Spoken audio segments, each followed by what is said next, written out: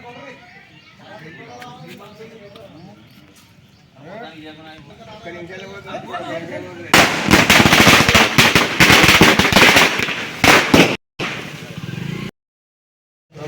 నమస్కారాలు. ఈ ప్రభుత్వం వచ్చిన కాంచెల్లి మాత్రం అయితే చిట్టుకోమన్నా కరెంటు పోతుంది, పట్టుకోమన్నా కరెంటు పోతుంది. మరి ఎందుకు పోతుందో మాకు కూడా తెలుస్తలేదు. అది ఎవరు ఏం మాట్లాడుతున్నారు, ఏం చెప్తున్నారో కూడా తెలుస్తలేదు. మాకు కరెంటు మాత్రం ఖచ్చితంగా కావాలి. మేము మిమ్మల్ని ఏనుకున్నాం, మిమ్మల్ని ఏనుకున్నాం, కాళ్ళ మరి నార్లు పోసినాం. మరి నార్లు ఎండిపోతున్నాయి, మళ్ళీ ఇప్పుడే నార్లు ఎండిపోతున్నాయి. మరి రేపు వరి కోత వచ్చేటప్పుడు వారికి అప్పటికి ఏమి ఎండిపోతాయి? మరి ప్రభుత్వం భరిస్తుందా, ఎవరు భరిస్తారు? అది మీరు చెప్పాలి.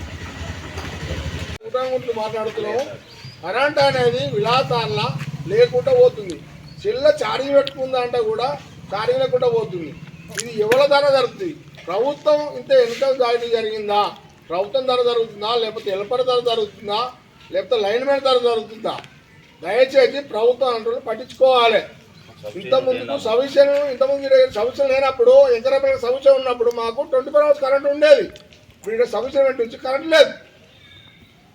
నచ్చిందా? మాకు ఇంతకుముందు ఎంకరమైన సమస్య ఉన్నప్పుడు ఉండేది. 6 నెలలు అయితే గత 6 నెలల నుంచి కరెంట్ అనేది మాకు విలాసాన్ని ఇబ్బంది జరుగుతుంది.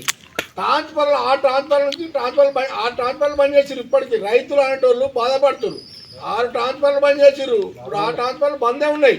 4 పోసుకుంటారా? 4 ఎండిపోయిన రైతులు చూపిస్తే 4 ఎండిపోయిన రైతులు చూపిస్తా.